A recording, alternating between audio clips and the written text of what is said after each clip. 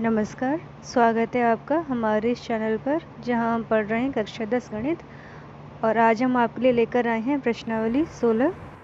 प्रश्नावली 16 है पृष्ठीय क्षेत्रफल व आयतन। और इसमें हम पढ़ेंगे घन, घनाभ, बेलन, शंकु और गोले का पृष्ठीय क्षेत्रफल और आयतन। सबसे पहले हम आते हैं घन और घनाभ के बारे में। तो घनाभ क्या होता है? आप ये जो चित्र देख रहे हैं ये घनाभ का चित्र है। इसमें 6 आयताकार फलकें होती हैं। ये आमने सामने की फलक आप देख रहे हैं। इसी तरह से ये आमने सामने की फलक है और 2 फलक जो पीछे की और सामने की हैं। तो इस तरह से 6 आयताकार फलकें होती हैं। इसमें जो आमने सामने की फलकें होती हैं वो समांतर होती हैं, इसलिए इसको समांतर समकोणिक षटफलक भी कहा जाता है।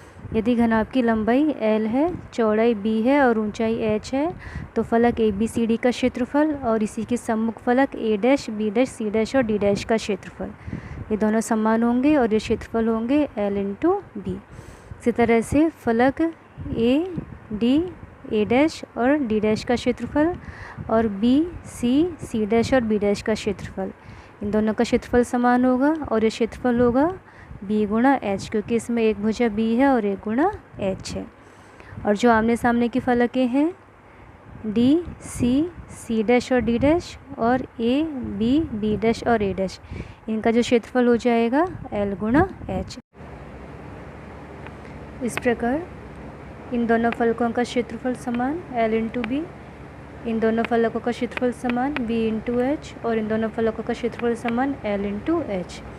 अतः घनाभ का संपूर्ण पृष्ठीय क्षेत्रफल 2 into L into B plus B into H plus H into L, यह 2 into LB plus BH plus HL वर्ग इकाई, यानी कि 2 इंटू लंबाई गुणा चौड़ाई प्लस चौड़ाई गुणा ऊंचाई प्लस ऊंचाई गुणा लंबाई वर्ग इकाई।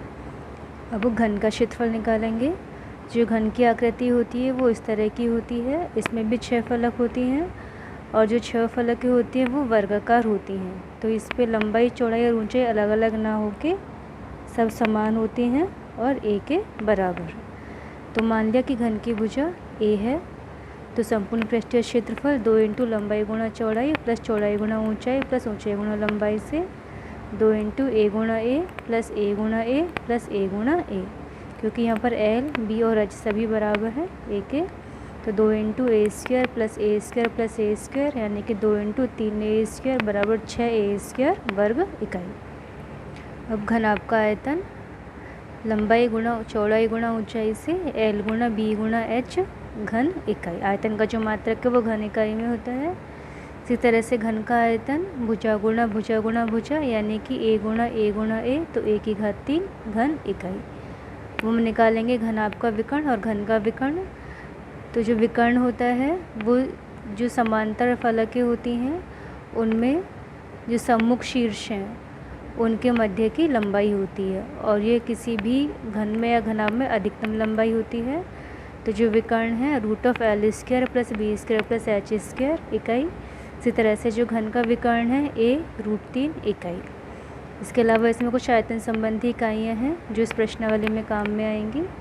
1 लीटर बराबर 1000 घन सेमी और 1000 लीटर बराबर 1 घन मीटर। इसके बाद हम आते हैं प्रश्नावली 16.1 के सवालों पर। 16.1 का पहला सवाल, एक घनाभ 12 सेमी लंबा, 9 सेमी चौड़ा और 5 सेमी ऊंचा है। घनाभ का संपूर्ण पृष्ठीय क्षेत्रफल एवं आयतन ज्ञात कीजिए।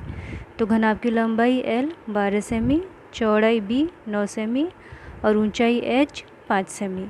घनाभ का संपूर्ण पृष्ठीय क्षेत्रफल यानी कि 2 गुणा लंबाई गुणा चौड़ाई प्लस चौड़ाई गुणा ऊंचाई प्लस ऊंचाई गुणा लंबाई, तो यह आ जाएगा 2 गुणा 12 गुणा 9 प्लस 9 गुणा 5 प्लस 5 गुणा 12, यानी कि 2 गुणा 108 प्लस 45 प्लस 60, तो 2 गुणा इन सबको हम जोड़ेंगे ये आ जाएगा 213, गुणा करेंगे 213 से 2 को तो 426 वर्ग सेमी। अब घनाभ का आयतन लंबाई गुणा चौड़ाई गुणा ऊंचाई, L का मान 12, B का मान 9 और H का मान 5, तो 12 को 9 से गुणा करेंगे 108 और फिर हम 5 से गुणा करेंगे तो ये आएगा 540 घन सेमी। दूसरा सवाल, तीन घनों की भुजाएं क्रमशः 8 सेमी, 6 सेमी और 1 सेमी है। इन्हें पिघलाकर एक नया घन बनाया जाता है। नए घन का संपूर्ण पृष्ठीय क्षेत्रफल ज्ञात कीजिए। तो पहले घन की भुजा हमें दे रखी है 8 सेमी, तो आयतन हो जाएगा भुजा की घात 3 से 8 की घात 3 यानी कि 8 गुणा 8 गुणा 8, तो 512 घन सेमी। दूसरे घन की भुजा 6 सेमी, तो आयतन भुजा की घात 3 से 6 की घात 3, खोल के लिखेंगे 6 को 3 बार, 6 को 6 से गुणा करेंगे 36 और 36 को फिर 6 से गुणा करेंगे तो 216 घन सेमी। तीसरे घन की भुजा 1 सेमी है, तो आयतन भुजा की घात 3 से 1 का घन 1, तो हमारे पास नए घन का जो आयतन है वो इन तीनों घनों के आयतनों के योग के बराबर हुआ, क्योंकि तीनों घनों को पिघलाकर एक नया घन बनाया जा रहा है। तो नए घन का आयतन बराबर इन तीनों घनों के आयतनों का योग। तो 512 प्लस 216 प्लस 1 यानी कि 729। तो नए घन का आयतन यानी कि भुजा की घात 3 बराबर 729 घन सेमी। तो नए घन की भुजा हम निकालेंगे, भुजा की घात 3 729 के बराबर है, तो भुजा आ जाएगी 729 का घनमूल। 729 का घनमूल हम अभाज्य गुणनखंड करके निकालेंगे, तो ये आ जाएगा 9 भुजा सेमी में। तो नए घन का संपूर्ण पृष्ठीय क्षेत्रफल 6 गुणा भुजा स्क्वायर से 6 गुणा 9 की घात 2 यानी कि 6 गुणा 81, 81 को 6 से गुणा करेंगे तो 486 वर्ग सेमी। तीसरा सवाल, एक संदूक की माप 50 सेमी गुणा 36 सेमी गुणा 25 सेमी है। इस संदूक का कवर बनाने के लिए कितने वर्ग सेमी कपड़े की आवश्यकता होगी। तो संदूक की लंबाई है 50 सेमी, चौड़ाई b है 36 सेमी और ऊंचाई h है 25 सेमी। ये हमें संदूक का कवर बनाना है। कवर बनाने के लिए जो कपड़ा चाहिए उसके लिए हमें संदूक का संपूर्ण पृष्ठीय क्षेत्रफल निकालना होगा। तो हम संपूर्ण पृष्ठीय क्षेत्रफल निकालेंगे, सूत्र लगाएंगे 2 गुणा LB plus BH plus HL यानी कि 2 गुणा L का मान 50, B का मान 36 प्लस B का मान 36, H का मान 25 प्लस H का मान 25 और L का मान 50। और हम इनको गुणा करेंगे, 50 को 36 से गुणा करेंगे ये आएगा 1800, 36 को 25 से गुणा करेंगे ये आएगा 900 और 25 को 50 से गुणा करेंगे ये आएगा 1250।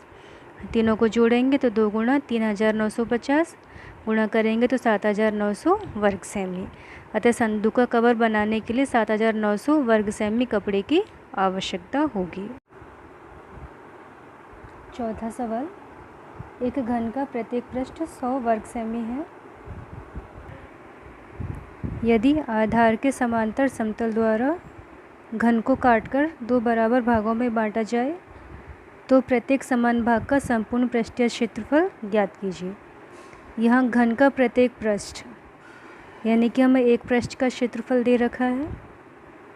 घन का जो प्रत्येक पृष्ठ होता है वो वर्गाकार होता है, तो घन का प्रत्येक पृष्ठ का क्षेत्रफल 100 वर्ग सेमी है, यानी कि एक वर्ग का क्षेत्रफल 100 वर्ग सेमी है। तो भुजा स्क्वायर वर्ग का क्षेत्रफल होता है, तो भुजा स्क्वायर बराबर 100 यानी कि यहाँ से भुजा आ जाएगी 100 का वर्गमूल 10।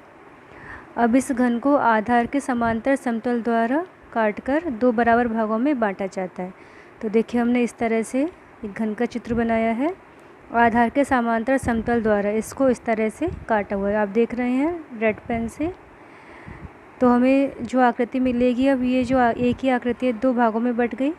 अब घन से हमें 2 घनाभ मिले हैं, तो उस घनाभ की लंबाई 10 सेमी, उस घनाभ की चौड़ाई 10 सेमी और जो घनाभ की ऊंचाई है वो आधी हो जाएगी 5 सेमी। इसी तरह से हमें जो दूसरा घनाभ मिलेगा उसकी लंबाई भी 10 सेमी, चौड़ाई भी 10 सेमी और ऊंचाई 5 सेमी। तो लंबाई 10 सेमी, चौड़ाई 10 सेमी और ऊंचाई 5 सेमी। तो प्रत्येक समान भाग का संपूर्ण पृष्ठीय क्षेत्रफल यानी कि घनाभ का संपूर्ण पृष्ठीय क्षेत्रफल 2 गुणा LB plus BH plus HL यानी कि 2 गुणा 10 गुणा 10 प्लस 10 गुणा 5 प्लस 5 गुणा 10। तो यह आ जाएगा 2 ब्रैकेट के बाहर 100 प्लस 50 प्लस 50 यानी कि 2 गुणा 200 यानी कि 400 वर्ग सेमी।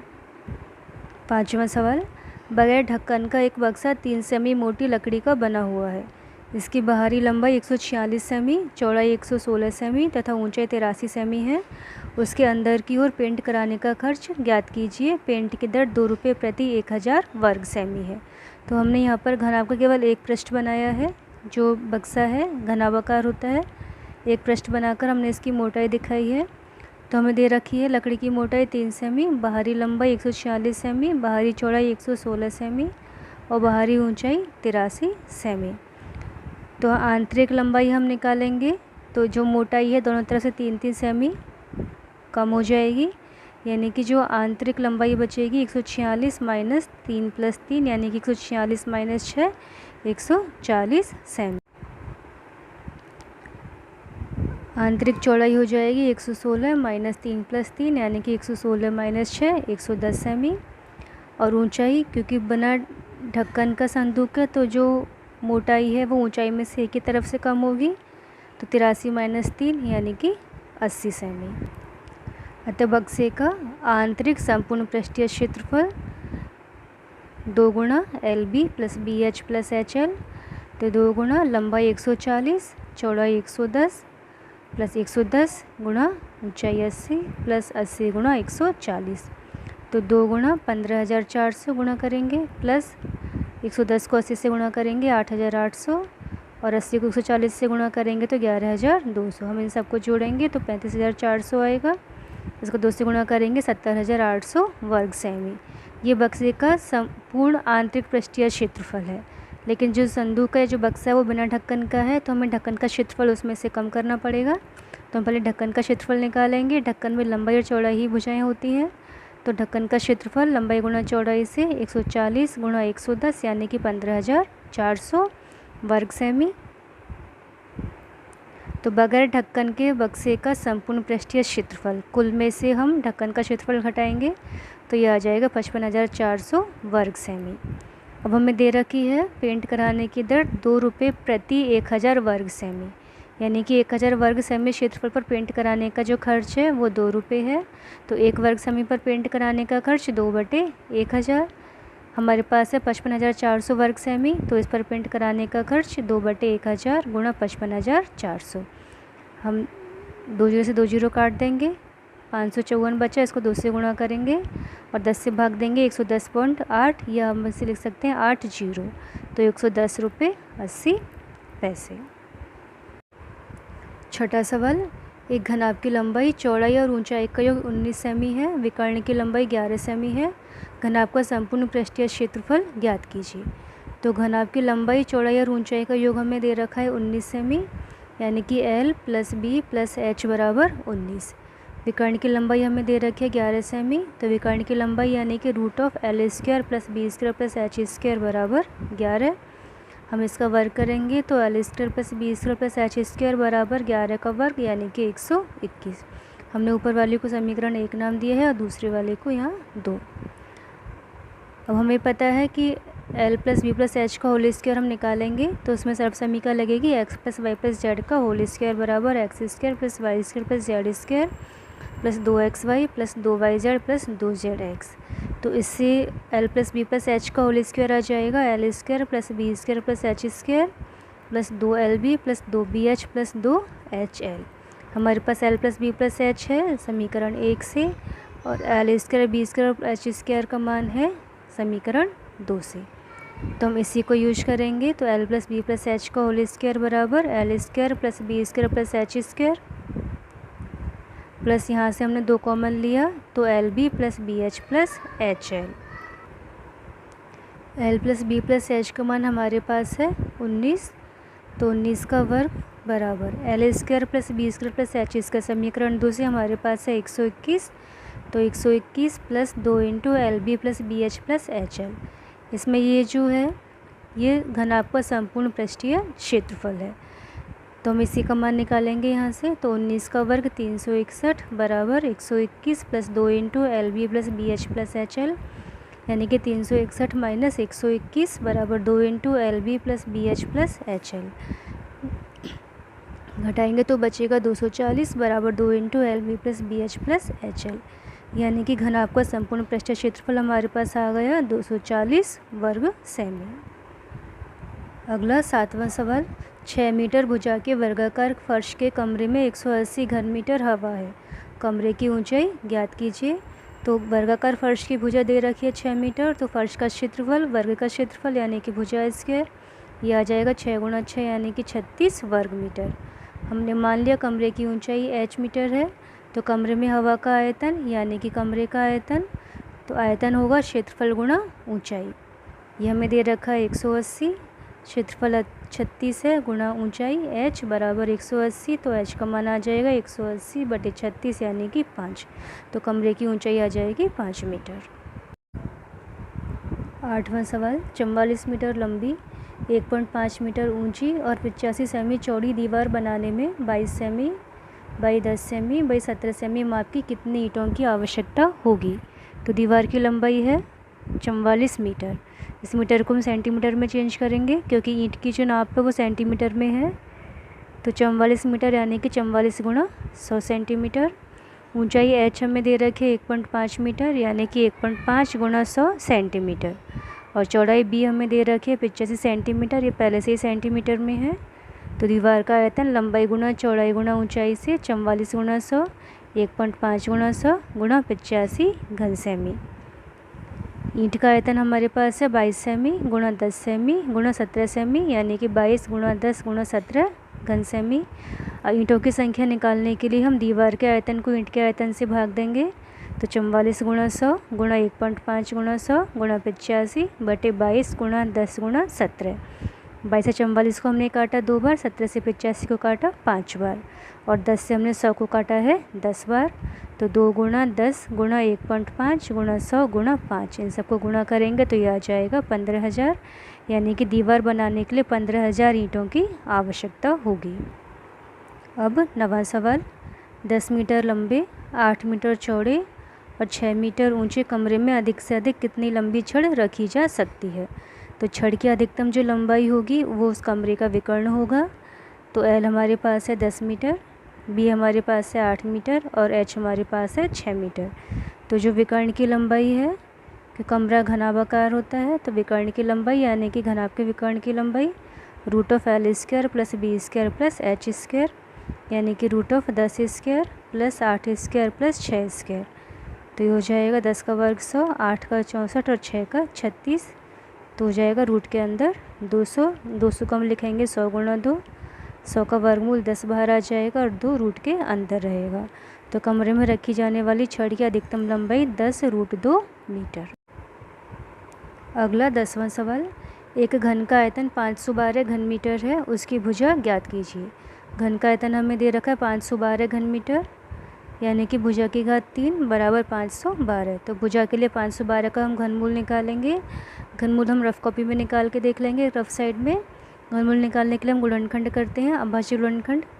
अभाज्य गुणनखंड करने के बाद हम 3 के जोड़े बनाते हैं। तो आप यहाँ देख रहे हैं हमने 2 से सभी संख्याएँ हैं वो 2 के ही गुणनखंड हैं। 3 के जोड़े बनाए, हर एक जोड़े से हम एक संख्या लेंगे और उनको गुणा करेंगे। तो यहाँ पर जो 512 का घनमूल आ जाएगा 8, यानी कि घन की भुजा आ जाएगी 8 मीटर।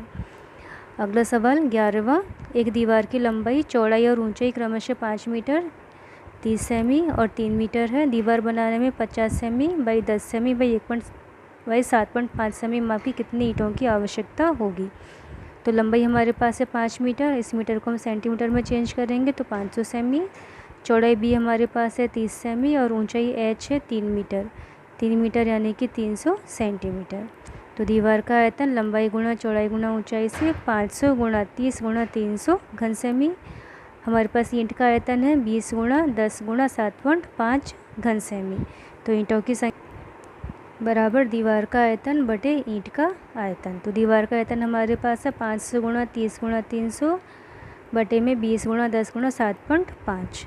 हमने 10 से 30 को काटा है 3 बार, 500 गुणा 3 गुणा 300 बटे 20 को हमने 7.5 से गुणा किया है। जब गुणा करेंगे तो ये आएगा 150। अब हमने 150 से 300 को काटा है 2 बार, तो 500 गुणा 3 गुणा 2 गुणा करेंगे तो ये आ जाएगा 3000, यानी कि दीवार बनाने के लिए 3000 ईंटों की आवश्यकता होगी। अब हम करेंगे इसका 12वां सवाल। एक घनाभ की लंबाई चौड़ाई और ऊंचाई का अनुपात 5:3:2 है। यदि घनाभ का संपूर्ण पृष्ठीय क्षेत्रफल 558 वर्ग सेमी है तो इसकी कोरों की माप ज्ञात कीजिए। तो हमारे पास लंबाई चौड़ाई और ऊंचाई L, B और H है, तो इनका अनुपात L/B/H बराबर 5:3:2। तो अगर हम अनुपातों को अलग अलग करें तो L आ जाएगा 5x, B आ जाएगा 3x और h आ जाएगा 2x। घनाभ का संपूर्ण पृष्ठीय क्षेत्रफल 2 into L B plus B H plus H L, यानी कि 2 इंटू एल का मान 5x, बी हमारे पास 3x है, प्लस 3x गुणा ऊंचाई 2x है, प्लस ऊंचाई 2x और लंबाई 5x, यानी कि 2 इंटू ये हो जाएगा 15x² plus 6x² plus 10x²। X भी एक्स से गुणा हो रहा है तो x² आएगा। हम इन सबको जोड़ेंगे ब्रैकेट वाली टर्म्स को, तो ये आ जाएगा 2 गुणा 31x², यानी कि 62x²। तो घनाभ का संपूर्ण पृष्ठीय क्षेत्रफल हमारे पास जो दे रखा है 558 वर्ग सेमी है। ये 558 वर्ग सेमी 62x² के बराबर होगा। तो यहाँ से x² आ जाएगा 558/62, भाग जाएगा 9 बार पूरा, तो x बराबर आ जाएगा 9 का वर्गमूल यानी कि 3। तो घनाभ की लंबाई 5x यानी कि 5 गुणा 3 तो 15 सेमी, चौड़ाई b 3x यानी कि 3 गुणा 3 9 सेमी, और ऊंचाई h 2x यानी कि 2 गुणा 3 6 सेमी। तो ये थी हमारी प्रश्नावली 16.1।